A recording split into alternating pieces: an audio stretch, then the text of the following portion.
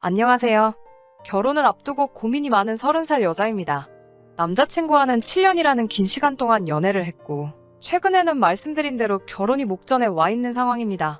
남자친구는 저보다 4살이 많아요. 사람들이 말하는 1등 신랑감하고는 조금 거리가 있는 편이에요. 성격이나 뭐나 어디 빠지지는 않는데, 모아놓은 돈이 없고 월급도 적은 편이에요. 연애를 시작했을 때부터 다니고 있던 회사도 정직원으로 일하고 있는 게 아니라, 계약직이라서 안정적이지 않기까지 합니다. 내년에는 정직원으로 전환이 될 거다 이런 식으로 매일 말만 해왔지 아직도 달라진 건 없습니다. 한 달에 200 조금 넘는 돈을 벌고 있는데 어디에다 썼는지는 모르지만 모아둔 돈마저도 1000만 원 정도밖에 없다고 하네요. 그렇다고 제가 남자친구에 비해서 엄청난 돈을 벌고 있는 건 아니지만 사회생활을 일찍 시작하기도 했고 회사에서도 이제 연차수가 높아지다 보니 월급은 남자친구보다는 제가 많아요. 저는 한 달에 280 정도를 받고 일하고 있고 제가 언젠가 결혼할 때를 대비해 모아온 돈이 8천만 원이 조금 안 되게 있습니다.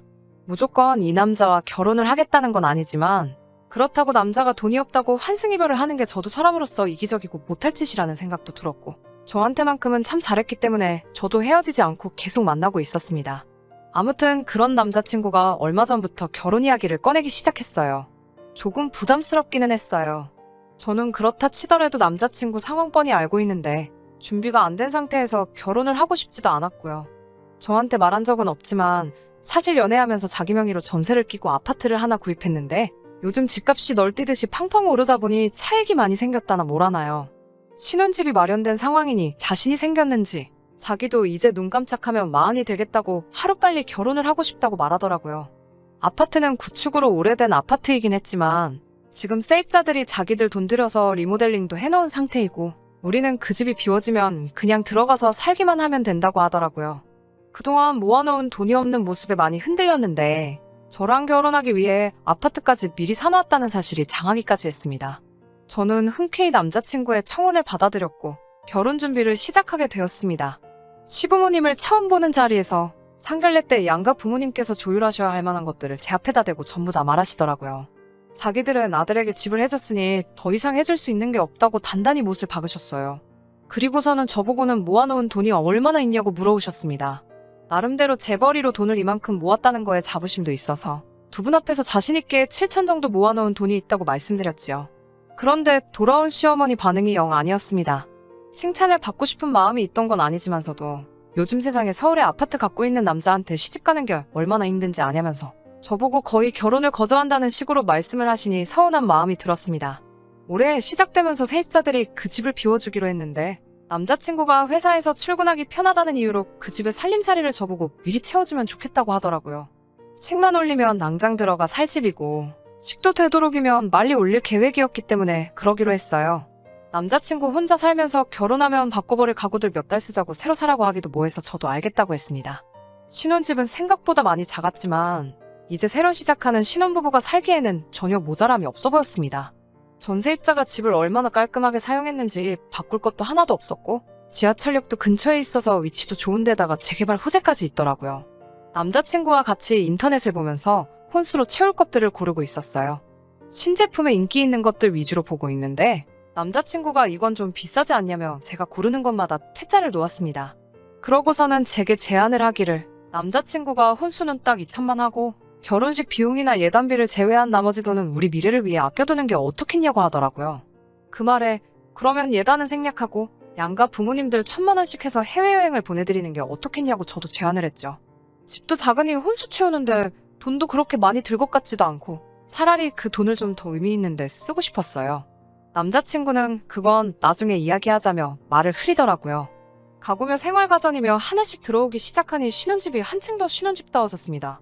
이제 제법 보금자리 같은 느낌이 들기도 했고 침대가 들어오고부터는 저도 집으로 가지 않고 가끔씩 그 집에서 자고 가고 그랬어요. 그런데 그렇게 그 집을 다 채워놓으니 남자친구의 태도가 홀랑 바뀌어버렸습니다. 혼수도 예상보다 돈이 덜 들어서 양가 부모님 해외여행을 좀 더 넉넉한 예산으로 보내드릴 수 있을 것 같더라고요. 그래서 간만에 그 이야기를 꺼냈더니 남자친구는 대번에 곤란한 표정을 지으면서 그렇게는 안 되겠다고 이야기를 하더라고요.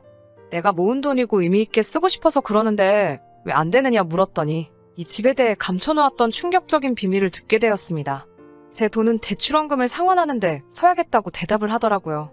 그래도 집값이 한참 낮을 때 사서 이익을 봤다고 하니 대출원금이라고 해봐야 그렇게 많다고는 상상도 하지 못했어요.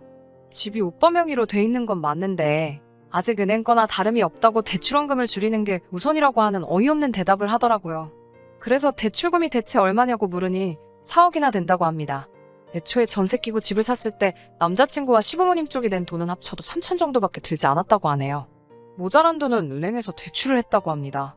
거기에 집값이 오르면서 전세금까지 있는 대로 올려버려서 세입자가 나가는 바람에 전세금을 돌려주기 위해 집을 담보로 대출을 또 받았다고 하고요. 결혼 이야기를 서둘러서 진행한 것도 세입자가 나가게 되면서 내 돈으로 전세금을 조금이라도 더 돌려주기 위해 그랬던 거였네요. 그러니 당장 대출이자 갚는 데만 한 달에 100만 원씩 나가게 생긴 겁니다. 우리 둘이 버는 돈 합쳐서 500도 안 되는데 대출금을 그렇게 내면 우리 돈은 언제 모으냐고. 저도 눈물을 펑펑 흘리면서 사기꾼이라고 소리 지르며 한참을 싸웠어요. 그런데 남자친구는 자신있게 그 부분에 대해서는 자기도 생각한 게 있다고 일단 진정 좀 하고 자기 아이디어 좀 들어보라고 하는 겁니다. 바로 우리 둘 월급 받은 걸 시어머니한테 관리를 해달라고 부탁하고 우리는 생활비와 용돈을 타서 생활하자고 하더라고요. 돈을 타서 생활하는 편이 쓸모없는 지출도 줄일 것이고 시어머니가 재테크 하나는 기가 막히게 하신다고 우리 돈 굴리면서 몇 년 뒤면 우리 부자 만들어 주실 거라고 믿고 맡기자고 하네요. 전세입자한테 돈을 돌려줄 때 은행 대출을 받아야 했던 이유도 어디에 오피스텔 하나를 분양받았는데 그 돈을 뺄 수 없으니 새로 대출을 받은 거라고 하면서 그게 피가 붙기 시작하면 지금 자기 집으로 이득 본 것처럼 너 돈 5천만 원은 한순간에 벌 수 있는 거라고 설명을 하더군요. 그리고 그게 제가 제 월급과 오빠의 월급을 시어머니께 맡겨야 한다는 주된 이유였고요. 저 이 결혼해야 하는 게 맞는 건가요? 오빠 말대로 제가 모은 돈을 대출원금을 상환하는데 전부 사용해버리면 저는 혼수에 제 돈 5천까지 말 그대로 7천을 써버린 거고 오빠네는 달랑 3천만 지원해준 거나 마찬가지 아닌가요?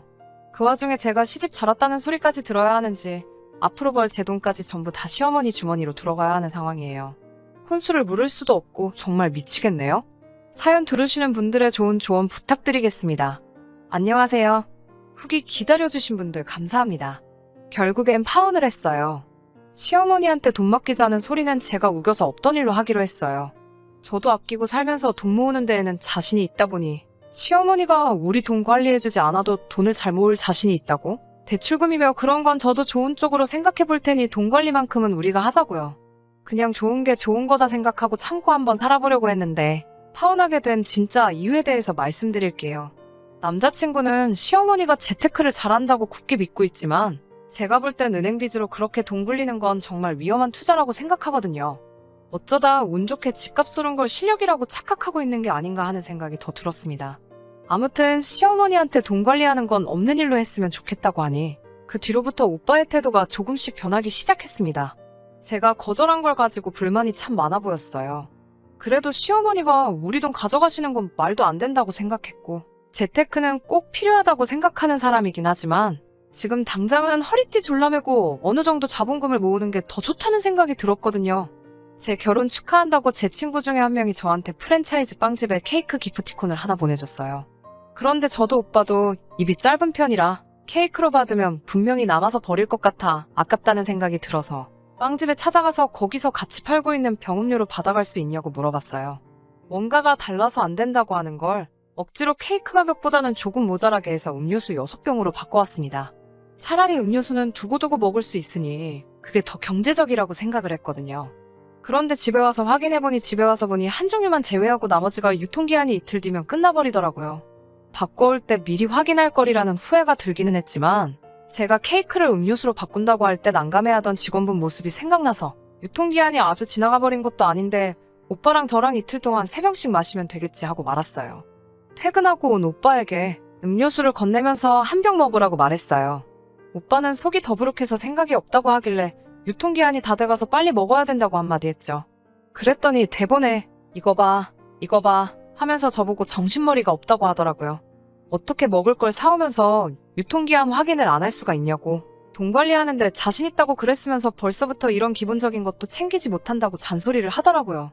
제 꼬라지를 보니까 저한테 돈 관리를 맡기면 아주 길바닥에 나앉게 되는 거는 순식간이겠다고 빈정대면서요. 제 돈 주고 산 게 아니라 케이크 받을 거를 음료수로 바꿔온 거라고 설명을 했는데도 그게 공짜로 받은 거는 아니지 않냐면서 유통기한을 미처 확인하지 못한 건 제 잘못인 점을 인정하지만 그렇다고 그걸 가지고 돈 관리를 못한다는 말을 듣고 있으니 어이가 없었어요. 지는 8년 연애하는 동안 돈 1,000만 원 모은 게 다면서 말이죠. 그랬더니 자기는 집 해오지 않았냐면서 돈 7천 가지고 아주 유세를 부린다고 하더라고요. 그때 3억 주고 산 집이 지금 7억이라고 제가 큰 소리를 칠 거면 4억을 가지고 시집을 와야 한다는 말도 안 되는 소리를 하면서 그러니까 좋은 말로 할 때 지네 엄마한테 돈 관리를 맡기자고 끝까지 우겨대더라고요. 너같이 씀씀이 해프고 아까운 줄 모르는 애한테 돈 관리를 맡기면 결과는 안 봐도 비디오라고요. 저는 끝까지 반대를 했는데 남자친구가 절충안이라고 꺼낸 말은 더 어이가 없었습니다. 제 월급으로 우리 생활비에 대출이자를 내고 자기가 번 돈은 곧 죽어도 자기 어머니에게 전부 들여서 재테크를 시켜야겠다고 장황한 계획을 설명하더군요. 듣자 하니까 대출금 4억 가지고 장가오는 놈이 저보고 4억을 가져와야 한다는 말에 어이가 없어서 그러면 그냥 이 결혼 없던 걸로 하자고 했어요. 공짜로 받은 음료수 유통기한 가지고 경제관념 없는 여자 소리 듣는 것도 싫고 앞으로 제 돈 주고 껌을 한 통 사 먹더라도 무슨 말을 들을지 눈에 다 보였으니까요. 제가 피땀 흘려 번 돈만 가지고 생활하고 시어머니가 남편 얼굴 굴리고 있는 꼴도 못 보겠다 말했고요. 혼수로 채워넣은 건 3달 사용한 거 감가상각까지 다 쳐서 받아도 되니까 네가 살 집 가고 나한테 대출받아 산 걸로 치고 저한테 돈을 갚으라고 했어요. 그러고 집으로 돌아와 버렸습니다. 집에 오니 시어머니 되실 분한테서 전화가 왔어요. 자기랑은 상의도 안 한 내용이라고 사과를 하시면서도 자기가 재테크를 너무 잘해서 아들이 한 소리라고 크게 신경 쓰지 말라고 하는데 제 귀에는 자기가 돈 굴리는 건 빠삭하니 믿고 맡겨보라는 식으로 들렸고 당장 혼수를 돈으로 돌려줄 수 없으니 그냥 결혼을 해줬으면 하는 소리로 들리더라고요. 이 결혼제가 참고 넘어가면서까지 하려고 했지만 저도 더 이상 참을 수 없고 제 마음은 돌리지 않을 거라고 대답했어요. 어머님은 끝까지 제 눈치를 보면서 다시 한번 생각해보라고 하는데 재테크를 그렇게 잘하시고 돈 관리하는데 도가 트신 분이 당장 1,500만 원 융통을 하질 못해 전전긍긍하는 모습을 보니 지금 다시 생각해봐도 파혼하기를 100번 잘한 것 같다는 생각이 드네요. 변변찮은 것도 알고 모아놓은 돈도 없고 비전도 없는 남자를 사람 좋은 거 하나만 보고 결혼까지 생각했던 제가 정말 바보 같네요. 횟수로 8년이라는 긴 시간을 만나온 사람인데 그동안 제 곁에 있던 사람 본성도 눈치채지 못하고 지냈다는 게 사람의 본성을 깨닫기에는 그 길게 느껴졌던 시간도 짧다는 생각이 드네요. 후회는 없어요. 오히려 저한테는 좋은 경험이 되었고 더 나은 사람을 만날 수 있는 좋은 교훈이 되었다고 생각합니다. 돈은 꼭 돌려받아야겠는데 상황을 보아하니 그 돈 받으려면 정말 한참을 더 기다려야겠다는 생각이 드네요. 아무튼 후기도 기다려주시고 끝까지 이야기 들어주신 모든 분들께 감사드립니다. 저는 이만 사연 줄이도록 할게요. 끝까지 들어주셔서 감사합니다. 오늘의 사연은 여기까지입니다. 구독과 좋아요, 알람 설정 부탁드리고 더 좋은 사연으로 다시 찾아뵙겠습니다. 감사합니다.